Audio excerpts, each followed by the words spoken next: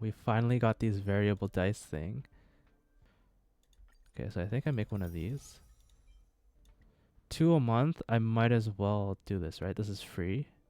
Wait, if this is free, then I shouldn't have purchased this. And just gone with one of these.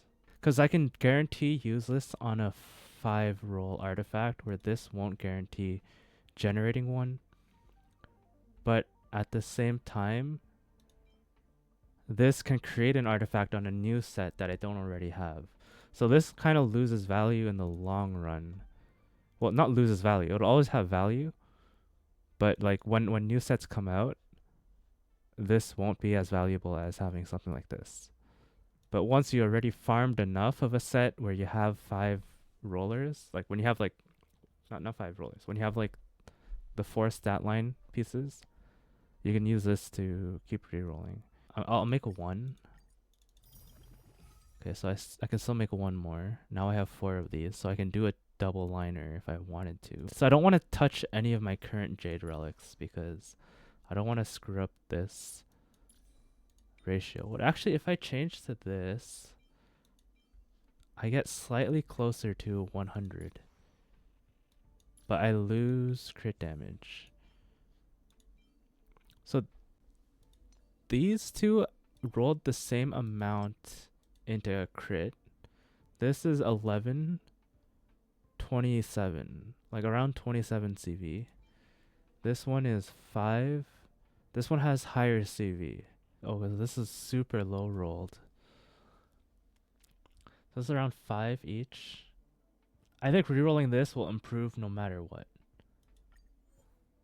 I'm doing it.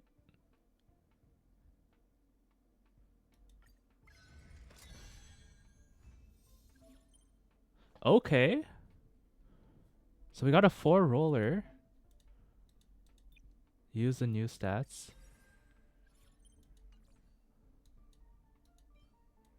Okay, wait, that 97 150. 97 150. Okay, that's good enough. That's good enough. Okay, I had like a heart attack. I think that was a play because the boots I had originally on Jade had better rolls.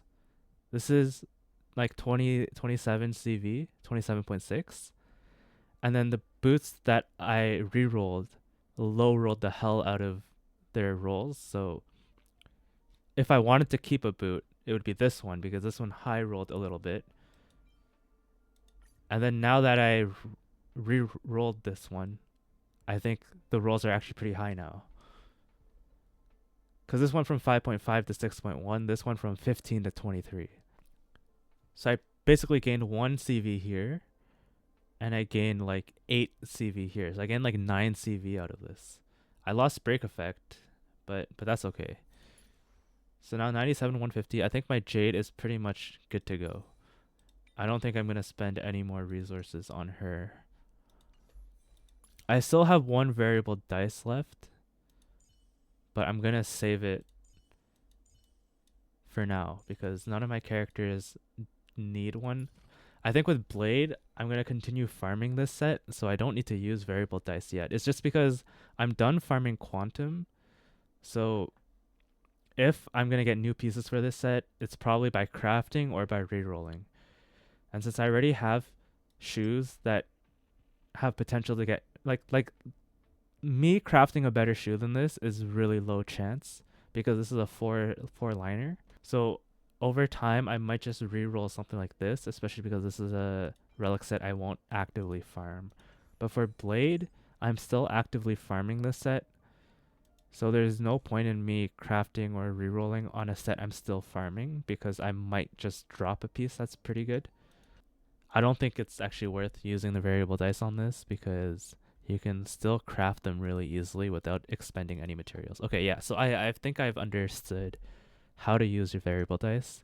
Use it on pieces, especially something like this where you have like a quantum damage thing that's really, really hard to get.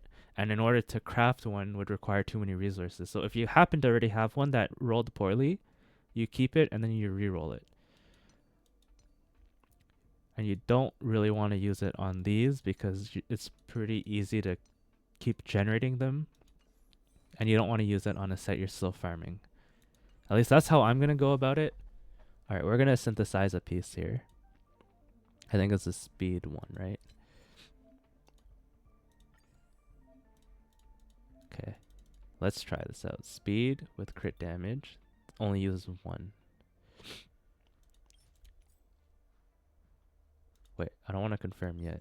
I'm making sure this is the right set. Okay, customize, speed, crit damage, confirm, synthesize. Oh, and it's a 4-liner. Okay, wait, that's not bad. Yeah, I don't need this one. No crit damage is actually pretty sus. Okay, let's go down to the speed and crit damage. Let's feed it our old boots. Okay, wait, that is pretty horrible.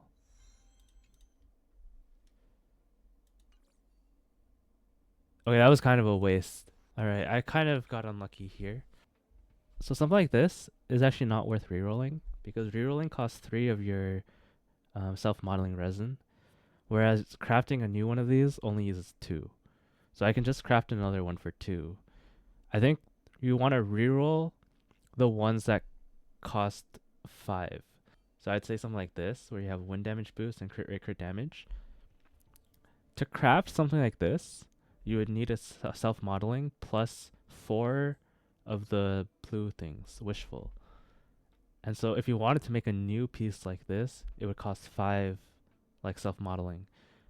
Whereas to reroll something only costs 3. This is like where rerolling is more value. And also this piece has 3 stats that you want, so it's actually impossible to craft, like guarantee craft it. So like this is like the perfect piece to reroll. Actually, this is not the perfect piece because it's only a 3-liner. This is a piece that you would want to reroll because it has attack, crit rate, crit damage. So 3 things that you want, plus the quantum damage boost. Okay, so my conclusion from this session is that this is still heavily RNG reliant, and it's not a guaranteed way to improve your account.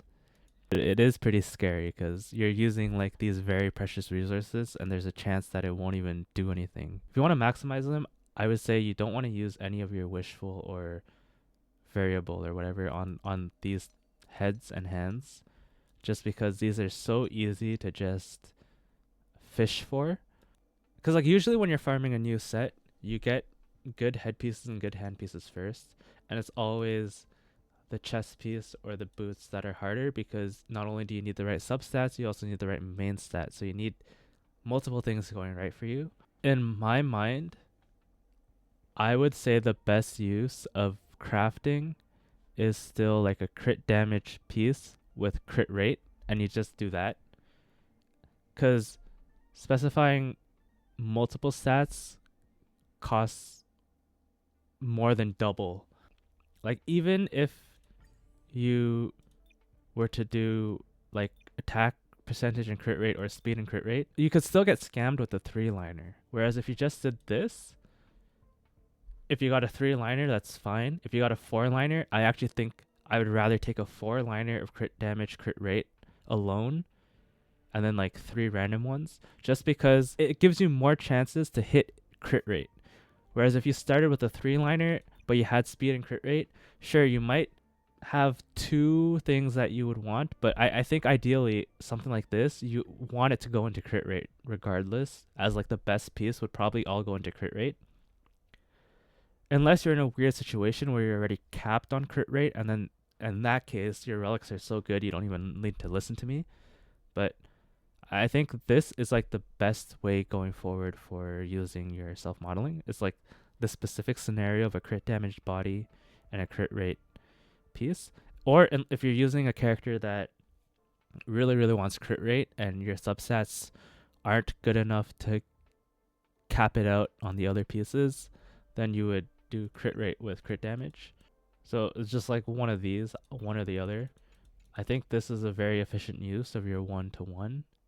And then I think the other use, if you were to ever use like one of those giga expensive pieces, would be something like the planar sphere where you would get like a quantum damage boost with double crit. I think this would be the only time you would use the giga expensive one.